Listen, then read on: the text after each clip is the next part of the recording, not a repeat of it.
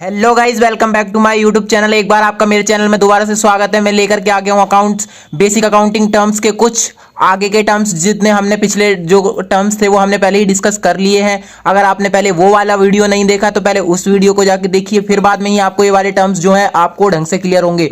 और मैं in terms को भी आपको एकदम ढंग से बेसिक से क्लियर करने वाला हूं, तो आप इस वीडियो को लास्ट तक जरूर देखें और आपको अगर जो भी पॉइंट इंपॉर्टेंट लगे वो लिख लें। और तो चलिए इस वीडियो को जल्द से जल्द शुरू करते हैं। और अगर आपको वीडियो पसंद आए तो इसे अपने फ्रेंड्स के साथ भी शेयर कर दें ताकि वो भी इसे आसानी से समझ सकें।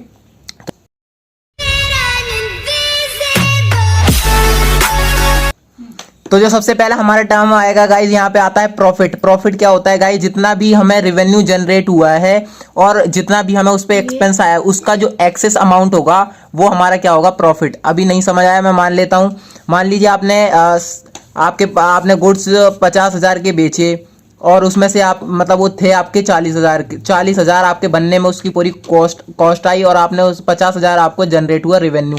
उस पे से जो मतलब 10,000 का जो आपका प्रॉफिट है, जो 10,000 रुपये आपका एक्सेस अमाउंट आया वो आपका क्या कहलाएगा गाइज? यहाँ पे प्रॉफिट कहलाएगा। 50,000 रुपये आपने 40,000 के गुड्स 50,000 में सेल कर दिए। ये 50,000 आपका क्या कहलाएगा गाइज? ये आपका रिवेन्यू है।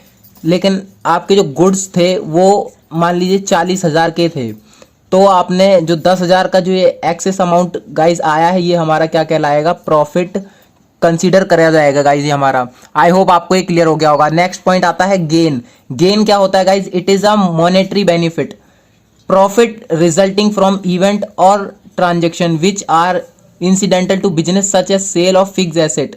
अब गाइज मान लेते हैं कुछ समझ नहीं आया ये क्या है।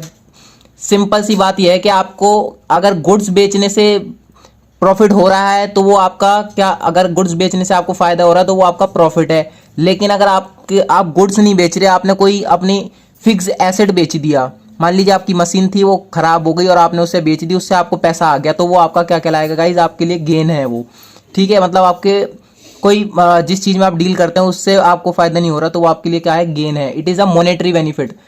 और रिजल्टिंग फ्रॉम इवेंट, कोई एक ऐसा इवेंट हो गया और ट्रांजेक्शन या ऐसी कोई ट्रांजेक्शन होगी which are incidental to business such as a sale of fix asset, जो कि एक इंसिडेंटली हो गई है, मतलब एक एक्सीडेंट, मतलब अचानक से हुई है और उससे आपको फायदा हुआ है, तो वो आपके लिए क्या है? गेन है।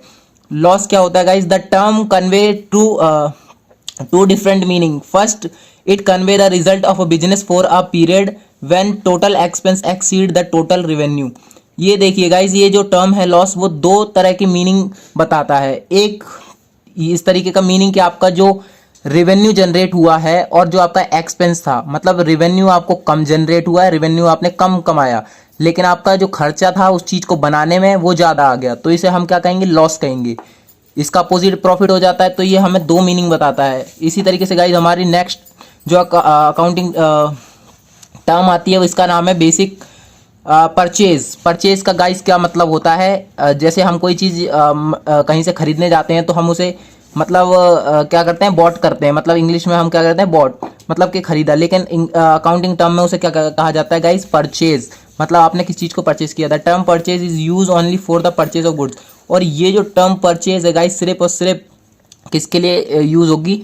गुड्स के लिए। अब गुड्स क्या होते हैं? आप जिस चीज में कंपनी डील करती है, जो चीज कंपनी बनाती है वो हमारे क्या कहलाते हैं गाइस? गुड्स कहलाते हैं। तो ये हमारे क्या हो जाते हैं गाइस? गुड्स हो जाते हैं जिसमें कंपनी डील करती है, और उन्हीं के लिए ही ये परचेज वर्ड यूज किया जाएगा। अब purchase return guys, purchase return क्या होता है? आपने परचेज किया, मान लीजिए एक्स कोई पर्सन था और आपने उससे गुड्स खरीदे, लेकिन उसने कुछ ऐसे गुड्स दे दिए जो अच्छे नहीं थे और आपको पसंद नहीं आए, तो आपने क्या किया? उसे वापस कर दिए। तो उसको क्या कहेंगे गाइस? Purchase return. मतलब इसका दूसरा नाम क्या होता है? Return outward. अब रिटर्न आउटवर्ड नाम बहुत ज़्यादा कॉम्प्लिकेटेड सा हो जाता है कि रिटर्न आउटवर्ड क्या है। तो आउट मतलब जैसे हम किसी बंदे को कहते हैं गेट आउट, यहाँ से निकलो, मतलब आपको वो चीज़ पसंद नहीं आई तो आप उसे क्या कहेंगे? आउटवर्ड, मतलब रिटर्न आउटवर्ड, आउट हो जा। ठीक है, इस तरीके से आप इसको याद कर सकते हैं। इसी तरीके से तो जो अब हमारा नेक्स्ट अकाउंटिंग टर्म आता है गाइज उसका नाम है सेल्स। मतलब कि आप गुड्स पेन बनाते हैं और आप उसको बेचना चाह रहे हैं तो उसे ही क्या कहेंगे हम गाइज? सेल्स। मतलब जिस चीज में आप डील करते हैं और उसे आप बेच रहे हैं तो उसे क्या कहेंगे? Sales. Sales means transfer of ownership goods to और सर्विसेज टू कस्टमर। मतलब जिस चीज़ पर आपका मालिकाना हक था, अब आपने उसे किसी और को सौंप दिया, उसे क्या कहेंगे गाइस? सेल्स। ठीक है, अब इसी का ही अपोजिट क्या आ जाता है? Sales return. और देखिए गाइस, सेल्स रिटर्न मतलब कि अब आपने भी बेचा है तो हो सकता है दूसरे बंदे को पसंद ना आए और उसमें आप कोई ऐसा डिफेक्टिव गुड, मतलब ऐसा खराब भी चला जाए उसमें पीस, तो वो क्या करेगा? आपको वापस रिटर्न करेगा, उसे क्या कहेंगे? Sales return. लेकिन ऐसा नहीं है, इसका दूसरा एक और वर्ड आता है जिसका नाम है रिटर्न इनवर्ड। मतलब उसमें क्या था? परचेज रिटर्न में रिटर्न आउटवर्ड, और इसमें क्या है? इनवर्ड। मतलब हमने हमारा बेचा हुआ सामान इन हो रहा है, अंदर आ रहा है, इन, तो मतलब रिटर्न आउटवर्ड। इसको आप ऐसे याद कर सकते हैं। स्टॉक, अब स्टॉक क्या होता है गाइज? जितना भी सामान आप मतलब जो आपने मतलब रीसेलिंग के लिए रखा हुआ है वो आपका स्टॉक कहलाता है। The term stock include the value of those goods which are purchase for reselling. मतलब ये उस सामान के लिए ये वर्ड यूज किया जाता है जो आपने रीसेलिंग के लिए रखा हुआ है सामान, and which are laying unsold at the end of the accounting period. और आपने रीसेलिंग के लिए वो चीज रखी हुई है, लेकिन क्या हुआ कि वो आपका बिका नहीं सामान, तो वो आपका क्या कहलाएगा गाइस? स्टॉक। मतलब आपने सामान आपने स्टार्टिंग में जितने का आपका सामान था वो लास्ट तक पूरा नहीं बिका, तो आपका वो बच गया, वो सामान क्या कहलाता है? स्टॉक कहलाता है गाइस। अब स्टॉक दो तरीके का हो सकता है, एक स्टार्टिंग में सामान नहीं बिका वो, और एक क्लोजिंग में, जब आपने अकाउंटिंग ईयर एंड हो रहा था उस टाइम सामान नहीं बिका। तो स्टॉक दो तरह के होते हैं हमारे, एक होता है ओपनिंग स्टॉक, एक होता है क्लोजिंग स्टॉक। तो स्टॉक हमारे दो तरीके होते हैं गाइस, आपको ये समझ आ गया होगा। अगर आपको वीडियो पसंद आई गाइस तो इस वीडियो को लाइक करें, कमेंट, और आपको अगर इसमें से कोई भी पॉइंट समझ नहीं आया तो आप मेरे को कमेंट सेक्शन में कमेंट करके बताएं, मैं उसके बारे में आपको डिटेल में वीडियो बना दूंगा, तो आपको वो भी समझ आ जाएगा। और अगर आपको वीडियो पसंद आई तो आपने